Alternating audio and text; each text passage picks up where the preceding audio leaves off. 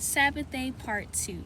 Alright, so now we are in the New Testament and we're going to talk about Christ. Did Christ keep the Sabbath? Was the Sabbath day mentioned in the New Testament? We're going to go ahead and get into that. So this is Matthew chapter 5. My page changed, sorry. Verse 17 says, "Think that I came not to destroy the law or the prophets, but to fulfill." So he didn't come to destroy the law. He didn't come to do any of that. For verily I say unto you, to heaven and earth pass away, one jot or little one shall be no wise pass from the law till all be fulfilled. So he said, think not that we're not supposed to keep the law. Think not until his return, where we're still going to be keeping the law, but like we're supposed to continuously keep the law, keep his commandments. Whosoever therefore shall break one of the least commandments, there go that commandments. Where do you find the commandments? You find the commandments mainly in the Old Testament, right? So if we're not supposed to read the Old Testament, we're not supposed to keep it, it's old, why is Christ himself talking about it? We have to ask ourselves these things, and it's totally okay. I'm not here to condemn anybody or anything, but this is why we have to open up and read the word for ourselves and not even let our preachers, our minister, whatever, whoever, tell us this is what we're supposed to do. Because when you actually start to open up the Bible and read it for yourself, you realize, man, I've been lied to. So definitely, because it also speaks about that in the New Testament, that there'll be prophets, people, teachers, false prophets, and stuff like that. So be careful.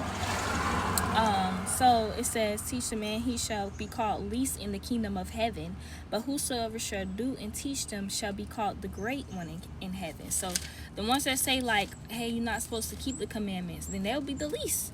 That's not trying to keep the commandments, that's not trying to stuff like that. So now we're going to go to Matthew chapter 12 verse 10. It says, and behold, 12 and 10, it says, and behold, there was a man which had his hand withered, and they asked him, saying, is it lawful to heal on the Sabbath day, that they might accuse him? And he said unto them, what man there shall be among you that shall have one sheep, and if it fall in the pit on the Sabbath day, will he not hold on it and lift it out? So basically they were accusing Christ of not keeping the Sabbath day because he was going to heal, or he was healing people. So it's the same thing like today. Like if you see somebody dog walking around that's lost, and you know this neighbor's dog, would you go tell them, hey, is it a sin for you to do that? So they was basically accusing him, because what Christ was keeping the Sabbath day as well. So now we are going to go to, I want to say Mark. We're going to go to Mark. We're going to go to Mark chapter 2 verse 23. It says, and it came to pass that he went through the cornfields on the Sabbath day, and his disciples began, and they went to pluck the ears. And the Pharisees said unto him, behold, why do they do this on the Sabbath day, that which is not lawful? So even the Pharisees was persecuting the disciples in Christ about what they were doing on the Sabbath day. So yes, we're supposed to keep the Sabbath day. Now we're going to go to Luke chapter 4 verse 14. It says, and Christ returned in the power of the Spirit into Galilee. There went out a fame of him through all the region round about. And he taught in the synagogues, being glorified of all.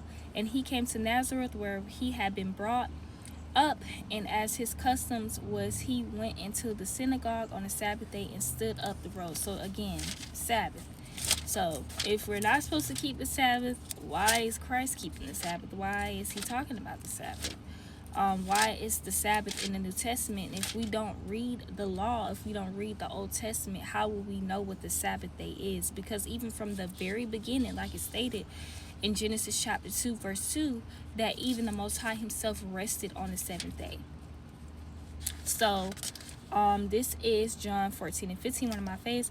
If you love me, keep my commandments. So how can we say that, oh, we love God, we love him so much, if we don't keep his commandments? Because that's what the Most High said through John. Is like, if you love me, keep my commandments. So if we love the Most High, we're supposed to strive to keep the commandments. So this is also John chapter 15 verse 9. It says, as the Father have loved me, so have I loved you. Continue to love me, and if ye keep my commandments, ye shall abide in my love. That's how we abide in Christ, in the Most High's love, is by keeping his commandments. So with that, I just want to say shalom. I hope that was edifying, and I hope that you guys took something from that. If you guys have any questions, I will answer it. But yes, we are supposed to keep the Sabbath day. Again, the Sabbath day is Friday and Saturday. So Friday sundown to Saturday sundown. So when that sun hits on Friday, when it goes down, you can no longer buy, you can no longer sell, you can no longer cook. So make sure you do everything you need to do. Go ahead and prep and clean, do what you need to do before that sun goes down on Friday. And then on Saturday, we're supposed to keep it still until the sun goes down. So when that sun goes down on Saturday, we can now buy, we can now sell, we can now cook. So with that, I just want to say shalom.